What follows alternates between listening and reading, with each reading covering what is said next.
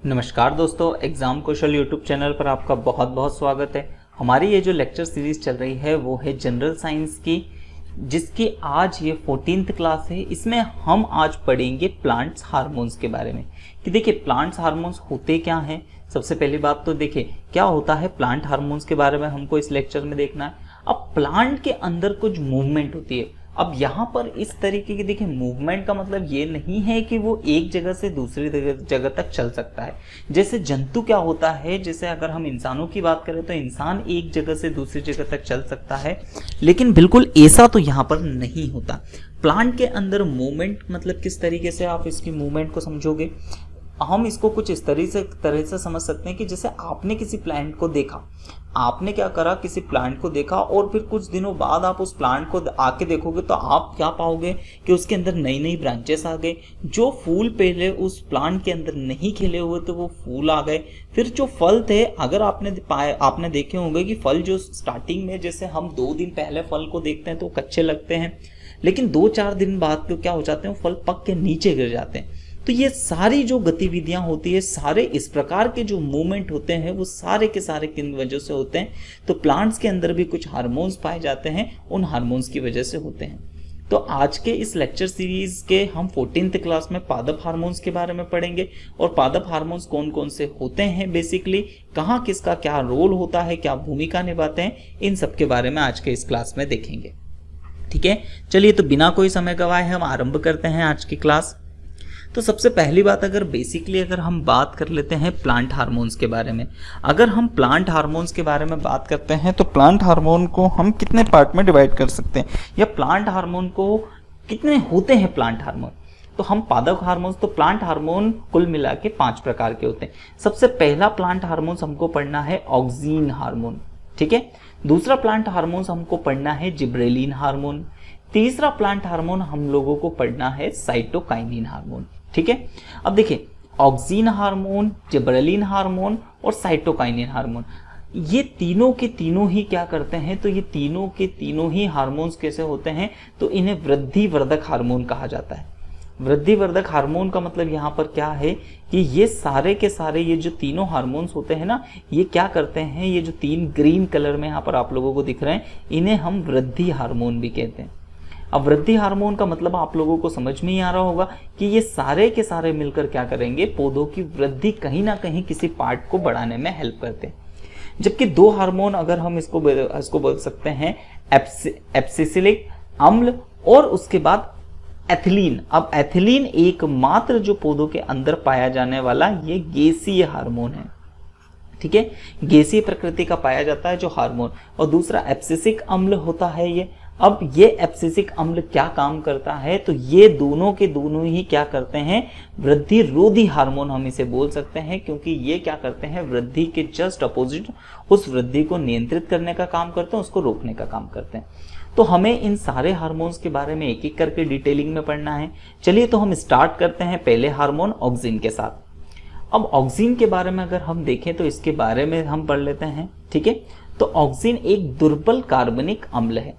अब देखिए दुर्बल का मतलब यहाँ पर क्या है कि बहुत ज्यादा दुर्बल कार्बनिक अम्ल का मतलब देखिए एक चीज तो क्या लिखा हुआ है, एसिड लिखा हुआ है, अम्ल है, इसका मतलब क्या होता है कि ये बहुत ही वीक एसिड है। इसकी पीएच वैल्यू क्या होती है, 7 के करीब, 7 के थोड़ी ही नीचे होती है, मतलब ये एक प्रकार का दुर्बल अम्ल होता है।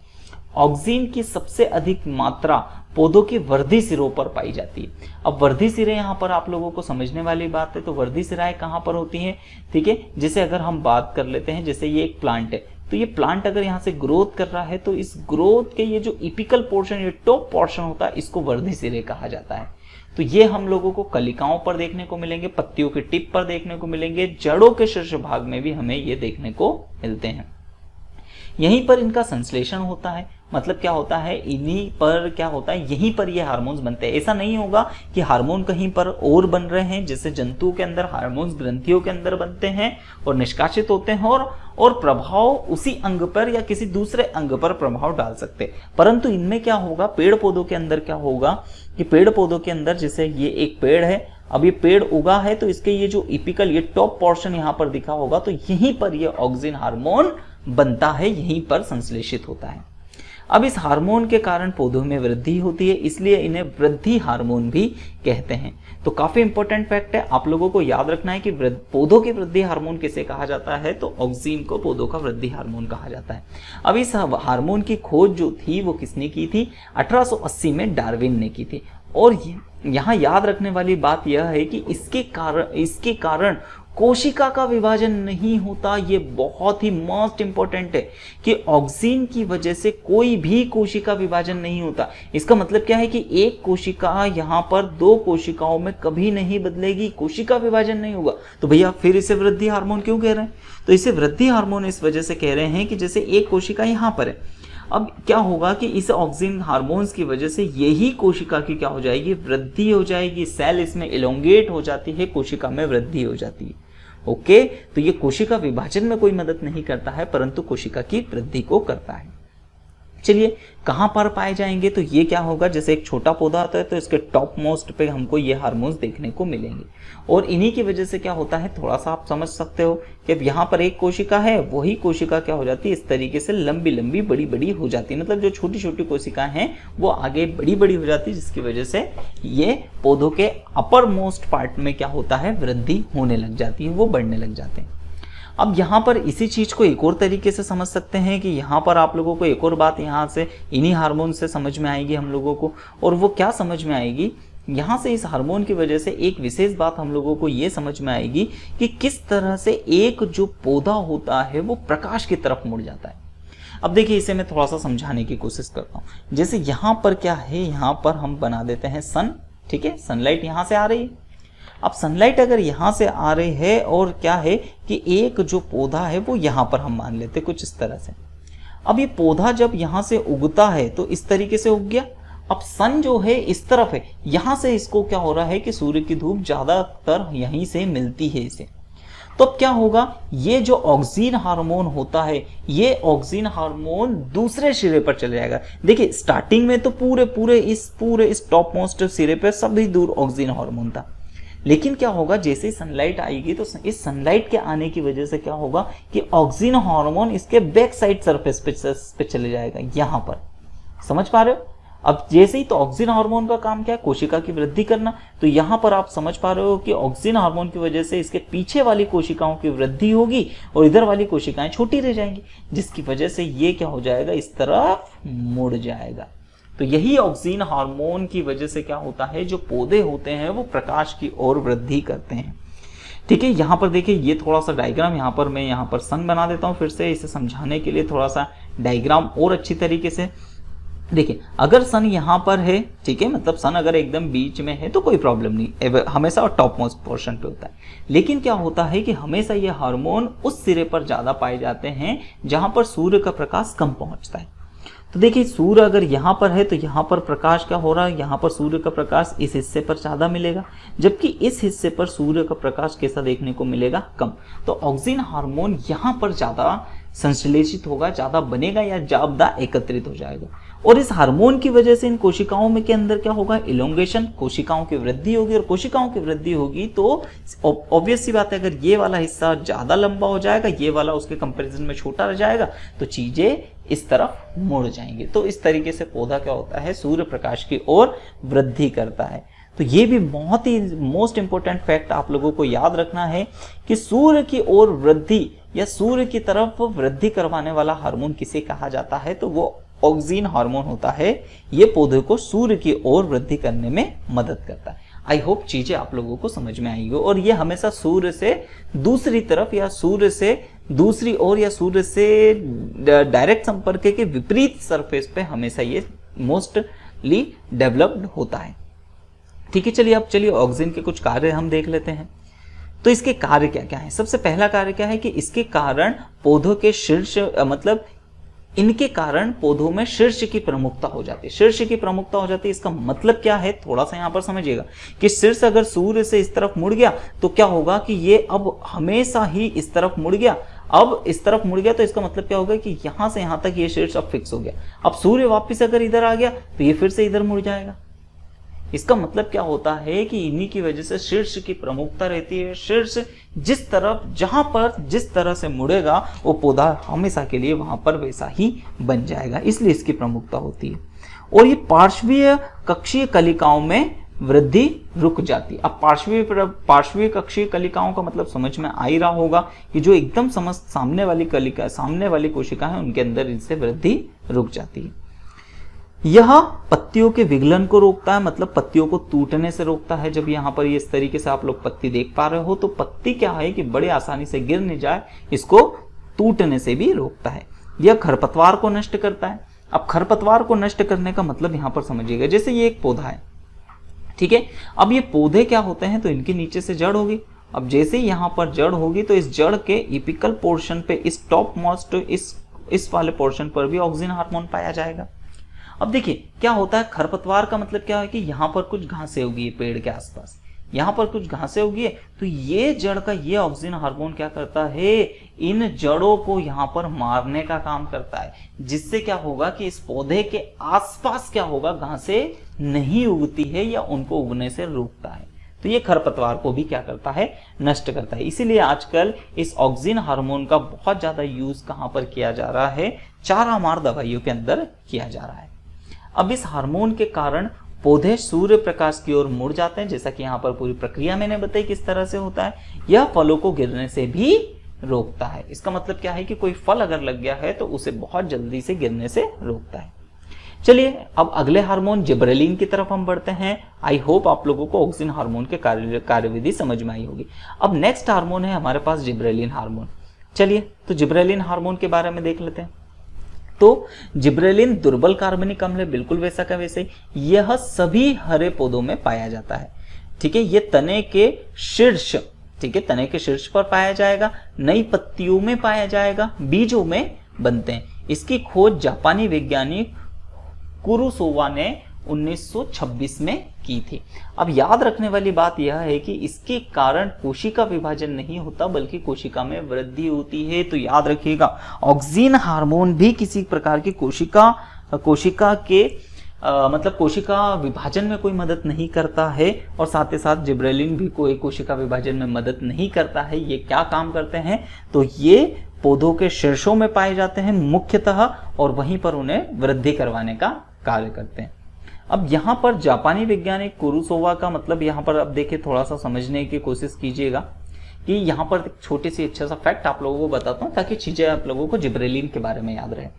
क्या था कि जापान में जब धान की खेती होती थी, तो जापान में जो धान की खेती होती थी तो धान की जो फसल उगती थी, मान लेते हैं उसकी जो मैक्सिमम लेंथ थी वो इतनी होना थी। अब लेकिन क्या होने लगा कि वहां पर अक्सर ये चीजें देखी जाने लगी कि जो धान की फसल है वो जरूरत से ज्यादा लंबी हो जाती है। अब जैसे ही जरूरत से ज्यादा लंबी हो जाती थी तो जिसकी वजह से वो बीच में से क्या हो जाती थी, बड़ी मतलब हम बोल सकते हैं ढीली या हम वीक हो जाती थी, जिसकी वजह से थोड़ा सा ही अगर हवा का इसके ऊपर इफेक्ट पड़ता था तो जिसकी वजह से ये आसानी से टूट जाती थी। और जो धान होता था वो पानी में डूब जाता था, जिससे काफी बड़ी हिस्से की धान की फसल क्या हो जाती थी, खराब हो रही थी, और ये कंटिन्यूअसली चलते जा रहा था। तब क्या हुआ कि जापानी वैज्ञानिक कुरोसावा ने ये देखा कि भाई आखिर ऐसा क्यों हो रहा है, जो पौधों की पहले लेंथ थी वो आजकल लेंथ क्यों बढ़ रही है। तब उन्होंने देखा कि ये जो है पौधों की लंबाई में जो वृद्धि हो रही है वो किसकी वजह से हो रही है, तो वो हो रही है फंगस की वजह से। अब ये फंगस इनके पौधों के अंदर जाके करता क्या है, तो पौधा ये जो फंगस होता है इस पौधों के अंदर जाकर किसकी क्वांटिटी को, जिब्रेलिन को बढ़ा देता था। यानी एक पदार्थ, एक कार्बनिक अम्ल, और उस कार्बनिक अम्ल का नाम उन्होंने क्या रखा, जिब्रेलिन। अब यहाँ पर जिब्रेलिन को आप इस तरीके से समझिएगा, जबरन का मतलब यहाँ पर समझ में आ रहा है कि कोई चीजें अपनी इच्छा से हम नहीं चाहते फिर भी जबरदस्ती हो रही है, तो बस उसी के आधार पर आप इसे याद रखिएगा कि जिब्रेलिन, ठीक है। अब क्या होता था, जैसे ये यहाँ पर तो फंगस जिब्रेलिन की क्वांटिटी को बढ़ा देता था, जिसकी वजह से ये पौधे में अनचाही वृद्धि होती थी, मतलब जितनी आवश्यकता नहीं है उससे ज्यादा इसके अंदर वृद्धि होती थी, जिसकी वजह से वो वीक हो जाता था, टूट जाता था आसानी से, ठीक है। और इसी दुर्बल कार्बनिक अम्ल के बारे में पता लगाया और उसका नाम रखा जिब्रेलिन। वो किसने रखा था, तो जापानी वैज्ञानिक कुरोसावा ने इसका नाम रखा था। आई होप चीजें आप लोगों को याद रहेगी, अच्छी तरीके से समझ में भी आएगी। चलिए इनके कार्यों को देख लेते हैं। अब इनके कार्य क्या है कि यह बोने पौधे को लंबा कर देता है। इसका मतलब क्या है, देखिए छोटा पौधा होता है तो अगर जिब्रेलिन की क्वांटिटी बढ़ेगी तो ऑब्वियस सी बात है, जिसकी वजह से ये पौधे क्या हो जाएंगे, वृद्धि हो जाती है इनके अंदर, ये बढ़ जाते हैं।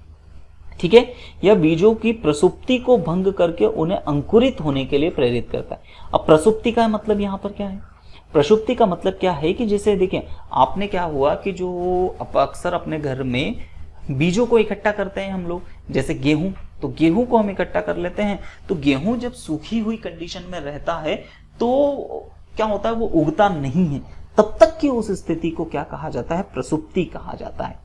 अब जैसे ही क्या होता है कि उस गेहूं के पौधे को जैसे ही थोड़ी सी मॉइस्चर, थोड़ा सा नमी मिलती है, थोड़ा सा पानी की मात्रा मिलती है, तो जैसे ही इस पानी की मात्रा, इस गेहूं के पौधे को अगर क्या होगा, पानी की मात्रा मिलती है, तो तुरंत जिब्रेलिन एक्टिवेट होता है और इसके प्रसुप्ति को भंग करके इन्हें अंकुरित होने के लिए प्रेरित कर देता है।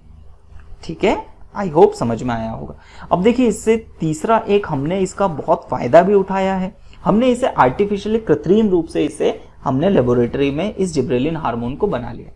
अब देखिए ये जिब्रेलिन हार्मोन सीधी सी बात है जबरदस्ती की वृद्धि करता है। अब जबरदस्ती की वृद्धि करता है तो इसी की वजह से क्या किया जाता है, आजकल इस हार्मोन्स का क्या होता है, फसलों के ऊपर या फसलों के ऊपर ना बोल के मैं सीधे से अगर फलों की बात करूं तो फलों के ऊपर इनका छिड़काव किया जाता है। जैसे कि अगर क्या है कि मेरे पास, जैसे आपने आजकल देखे होंगे कि कद्दू बहुत बड़े बड़े होते हैं, ठीक है, जैसे पहले जो नॉर्मल कद्दू इस टाइप का होता था, तो इसके ऊपर जिब्रेलिन का छिड़काव कर दिया जाता है। तो इस जिब्रेलिन के छिड़काव की वजह से क्या होता है कि इनकी कोशिकाओं के अंदर ग्रोथ होती है, और कोशिकाओं के अंदर अगर ग्रोथ होती है तो यही कद्दू क्या होता है, शेप में बड़ा हो जाएगा, और ज्यादा बड़ा इसका मतलब ज्यादा मुनाफा। तो आजकल इस तरीके की क्रियाविधि उपयोग की जा रही है। तो देखिए ये बीजों की प्रसुप्ति वाले जो चीज बताइए, और ये है। अब यहाँ पर थोड़ा सा मैं यहाँ पर सबसे पहले चीज को रफ करता हूँ ताकि ये अंगूर वाला जो हिस्सा है वो आप लोगों को थोड़ा सा समझा पाऊँ। चलिए अब यहाँ पर समझने वाली बात क्या है कि देखिए सबसे पहले अंगूर जो है नॉर्मल तरीके से या प्राकृतिक तरीके से हम देखें तो एक पौधे के अंदर सिर्फ इतने ही साइज का उगता था। अब इतने ही साइज का उगता था तो हम क्या चाहते हैं, इसका साइज बढ़ाना चाहते हैं ताकि ये ज्यादा अच्छा भी दिखे, ज्यादा सुंदर दिखे, ज्यादा रस से भरा हुआ मिले, और जिसकी वजह से ज्यादा मुनाफा भी होगा। ठीक है, तो इसलिए क्या होता है, इसके ऊपर जिब्रेलिन की क्या कर दी जाती है, छिड़काव कर दिया जाता है। जरूरी नहीं सिर्फ अंगूर के ऊपर, सेब के अंदर, संतरे के अंदर, बहुत सारी चीजों के अंदर इन जिब्रेलिन का छिड़काव किया जाता है, जिसकी वजह से क्या होता है, इनके अंगूर का जो शेप होता है, जो साइज होता है वो बढ़ जाता है, जिससे ज्यादा मुनाफा मिलता है। तो आजकल इसका काफी बहुतायत तरीके से इसका उपयोग हो रहा है। आई होप जिब्रेलिन के बारे में आप लोगों को समझ में आया होगा। अब हम हमारे तीसरे हार्मोन्स की तरफ बढ़ते हैं जिनका नाम है साइटोकाइनिन। चलिए साइटोकाइनिन के बारे में देखते हैं। तो साइटोकाइनिन, अब यहाँ पर ये हार्मोन ऐसा है, देखिए अभी तक हम लोगों ने पढ़ा है ऑक्सिन और जिब्रेलिन दोनों के ही अंदर जो दोनों की ही वजह से कोशिका विभाजन नहीं होता था, जबकि साइटोकाइनिन की वजह से अब क्या देखने को मिलेगा, अब आपको साइटोकाइनिन की वजह से कोशिका विभाजन आप लोगों को यहाँ पर देखने को मिलेगा। चलिए आगे बढ़ते हैं।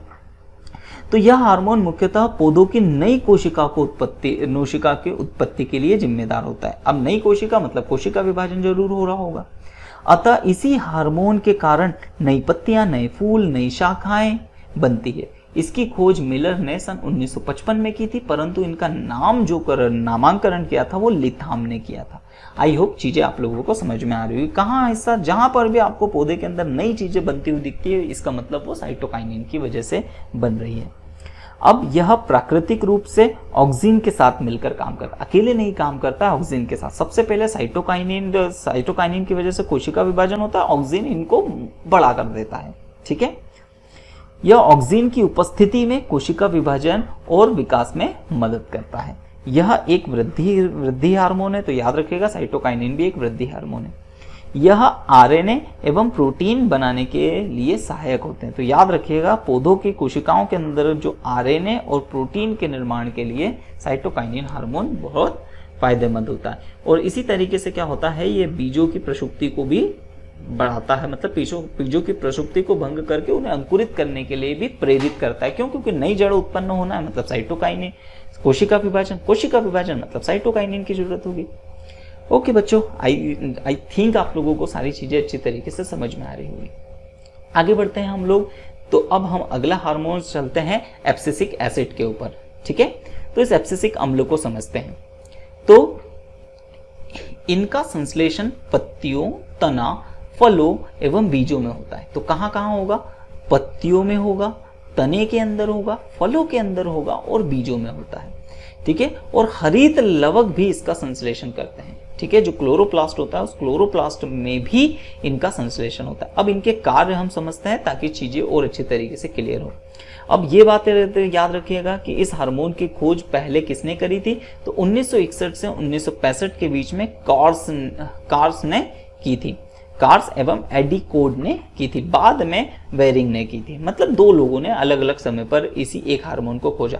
अगर ये देखिए, ये फैक्ट अगर आप लोगों को नहीं भी याद रहे तो बहुत ज्यादा नहीं ही ये आप लोगों को, क्योंकि इस तरीके के क्वेश्चन नहीं पूछे जाते हैं कि पादप हार्मोन में किस हार्मोन की खोज किसने करी थी, ठीक है। अब यह एक वृद्धि रोधक हार्मोन है, ये बात आप लोगों को स्पेशली याद रखना है। अभी तक के जो 3 हार्मोन देखे थे वो सारे के सारे हार्मोन कहीं ना कहीं वृद्धि को बढ़ा रहे थे, पौधों को वृद्धि कराते थे, लेकिन ये हार्मोन पौधों को रोकता है। यह बीजों की सुषुप्ता में बीजों को सुषुप्ता अवस्था में रखता है, ठीक है। मतलब बीजों को अंकुरित होने से रोकता है, याद रखिएगा, अंकुरित होने से रोकता है ये। मतलब कि थोड़ी बहुत नमी हुई जिसकी पता चले, ऐसा थोड़ी होता है कि हमारे घर में जो बीज रखे हुए हैं बाहर थोड़ा सा भी पानी आया, ठीक है, बाहर या बरसात हुई तो उसकी वजह से हवा में नमी आ जाएगी और तुरंत वो जड़ें हो जाएगी, ऐसा नहीं होता है। तो ये उस बात को निर्धारित करता है कि कितनी नमी होना चाहिए, ठीक है, बीज के अंदर कितनी नमी होना चाहिए। तो ये सुषुप्ता अवस्था को रोके रखता है या बनाए रखता है, ठीक है। इसका मतलब यह बीजों को अंकुरण से रोकता है। यह पत्तियों के विगलन में मुख्य भूमिका निभाता है। इसका मतलब क्या था कि ये पत्तियों को ये पतझड़ का मौसम लाने के लिए बहुत इंपॉर्टेंट होता है। इसका मतलब इस एब्सिसिक एसिड की ही वजह से क्या होता है, पतझड़ का मौसम भी आता है। आप लोगों ने अक्सर देखा होगा ना कि पतझड़ के मौसम में क्या होता है, जो पेड़ों के पत्ते होते हैं, जो पेड़ों के पत्ते होते हैं वो क्या होता है, तो पेड़ों के पत्ते बड़ी तेजी से, मतलब पूरे पत्ते झड़ा देता है। अच्छा, अब ऐसा क्यों होता है? तो इसके क्या है कि अलग अलग जगह पे अलग अलग मत दिए जाते हैं। कुछ वैज्ञानिक या कुछ रिसर्चर्स का कहना ये है कि पौधों के अंदर क्या होता है कि जब क्या होता है, प्रकाश की कमी हो जाती है, ठीक है, अक्सर ठंड के समय पर प्रकाश की कमी हो जाती है, तब पतझड़ का मौसम आता है, ठीक है। कुछ साइंटिस्ट का मानना यह है कि जब क्या होता है कि जिस तरीके से एक इंसान का जन्म होता है, वो बड़ा होता है फिर मरता है, उसी तरीके से पेड़ के अंदर जब एक पत्ती बनती है तो इसका विकास होता है और इसी के नीचे रहता है स्टोमेटा। अब क्या होता है कि सबकी स्टोमेटा खुलता है बंद होता है, खुलता है बंद होता है, खुलता है बंद होता है। तो खुलता बंद होता है, खुलता बंद होता है, लेकिन समय के साथ कहीं ना कहीं इन स्टोमेटा की क्रियाविधि में व्यवधान आने लग जाता है। इसका मतलब ये धीरे धीरे इनके काम करने की जो विधि होती है वो निष्क्रिय होने लग जाती है। इसका मतलब क्या होता है कि ये पत्ते अब उतने अच्छी तरीके से काम नहीं करती है जितनी शुरुआत में ये करती थी। इसीलिए क्या होता है, एब्सिसिक एसिड क्या करता है, यहाँ पर इस हिस्से से में पैदा होता है, संश्लेषित होता है, और जिसकी वजह से ये बड़े आसानी से वहां से टूट के पत्ती पेड़ से अलग हो जाती है। तो इस तरीके से ये पत्तियों को तोड़ने में भी हेल्प करता है, ठीक है। यह पुष्पन में बाधक होता है, मतलब पुष्प को बनने से भी रोकता है। तो याद रखिएगा ये हार्मोन जो है ये हमेशा वृद्धि रोधक हार्मोन की तरह कार्य करता है। अब लास्ट हार्मोन है 5th हार्मोन, एथिलीन हार्मोन। अब याद रखिएगा कि ये पौधों में पाया जाने वाला एकमात्र गैसीय हार्मोन है। काफी इंपॉर्टेंट क्वेश्चन है, काफी बार एग्जाम्स में पूछा गया है कि पौधों में या पौधों के विभिन्न भागों में उत्पन्न होने वाले गैसीय हार्मोन का नाम क्या है, तो वो है एथिलीन, ठीक है। चलिए, तो अब इसके बारे में पढ़ते हैं। तो जैसा कि मैंने आप लोगों को बता ही चुका हूं कि यह एकमात्र गैसीय प्रकृति का वृद्धि नियंत्रक हार्मोन है। ऑक्सीजन की अधिक मात्रा में प्रचुरता के साथ एथिलीन का संश्लेषण को प्रेरित करता है, ठीक है। इसका मतलब ऑक्सीजन बहुत ज्यादा बनता है तो वो एथिलीन के संश्लेषण को भी प्रेरित करता है। चलिए, इसके कार्य, यह एकमात्र ऐसा हार्मोन है जो गैसीय रूप में पाया जाता है, ठीक है। देखिए 3 बार मैं एक बार पहले बता चुका हूं, एक बार यहाँ एक बार यहाँ। इसका मतलब ये बहुत इंपॉर्टेंट पॉइंट है, याद रखना है आप लोगों को। हार्मोन में, ठीक है, हार्मोन के रूप में इसे बर्ग ने 1962 में प्रमाणित किया था। ये भी बहुत इंपॉर्टेंट है कि भैया एथिलीन जो है वो जो कि एक गैस होती है जिसका फॉर्मूला क्या होता है, तो ये होता है CH ट्रिपल बॉन्ड CH, या इसको हम बोले तो C2H2, ये होती है एथिलीन। ठीक है, अब ये जो एथिलीन गैस होती है तो इसका मतलब ये इस गैस को हार्मोन के रूप में सबसे पहली बार पौधों के अंदर किसने प्रमाणित किया था, तो 1962 बर्ग में प्रमाणित किया था। यह फलों को पकाने में सहायता करता है। अब फलों को पकाने में किस तरीके से, जैसे कि आप लोगों ने ये बनाना का हमने लिया, ये स्टार्टिंग में हरे होते हैं, लेकिन क्या होता है जैसे इनका विकास पूरी हो जाती है तो यहाँ पर क्या होता है, इसके इस भाग में यही एथिलीन गैस बनने लगती है और ये एथिलीन गैस इस छिलके के थ्रू पूरे फल के अंदर फैलती है, जिसकी वजह से क्या होता है, जो फल होता है वो पक जाता है। ठीक है, तो इसी तरीके से आजकल कृत्रिम रूप से इस एथिलीन गैस का उपयोग किया जाता है फलों को पकाने के लिए। ठीक है, और हालांकि ये प्राकृतिक तरीके से पौधों के अंदर बनता है, लेकिन आजकल कृत्रिम तरीके से फलों को गोडाउन वगैरह में पका लिया जाता है। ठीक है, अब आगे करते हैं। यह मादा पुष्पों की संख्या में वृद्धि करता है। ओके, अब यह पत्तियों, पुष्पों, फलों के विगलन को प्रेरित करता है। जब भी देखो विगलन का मतलब टूटने को प्रेरित करता है, पत्तियों के टूटने को, फूलों के टूटने को, फलों के पक के टूट जाने को भी ये प्रेरित करता है। कच्चे फल आसानी से नहीं टूटते, लेकिन वो पकते हैं तब अपने आप गिर जाते हैं। ठीक है, तो उसका कारण होता है एथिलीन।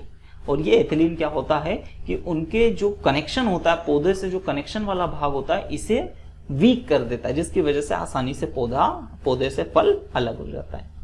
आई होप सारी चीजें आप लोगों को समझ में आई होगी। तो इस लेक्चर में हम लोगों ने प्लांट हार्मोन्स के बारे में देखा। ठीक है, तो इस सारे लेक्चर में हमने प्लांट हार्मोन को अच्छी तरीके से स्टडी कर लिया। आई होप चीजें आप लोगों को काफी अच्छी तरीके से समझ में आई होगी। जो भी आप लोगों को किसी भी तरीके का डाउट होता है तो आप कमेंट सेशन में बिल्कुल डाउट दीजिएगा। और अगर अभी तक आपने हमारे चैनल एग्जाम कौशल को सब्सक्राइब नहीं किया है तो प्लीज सब्सक्राइब कीजिए। वीडियो पसंद आया है तो प्लीज यार उसे लाइक जरूर कीजिए। ठीक है, चैनल को सब्सक्राइब कीजिए और साथ ही साथ में बेल आइकॉन को जरूर प्रेस कीजिए, ताकि हमारे द्वारा जो भी वीडियो यूट्यूब पे डाला जाए उसका नोटिफिकेशन सबसे पहले आप तक पहुंच पाए। चलिए, तो आज की क्लास में बस इतना ही। मिलते हैं अगली क्लास में, तब तक के लिए धन्यवाद।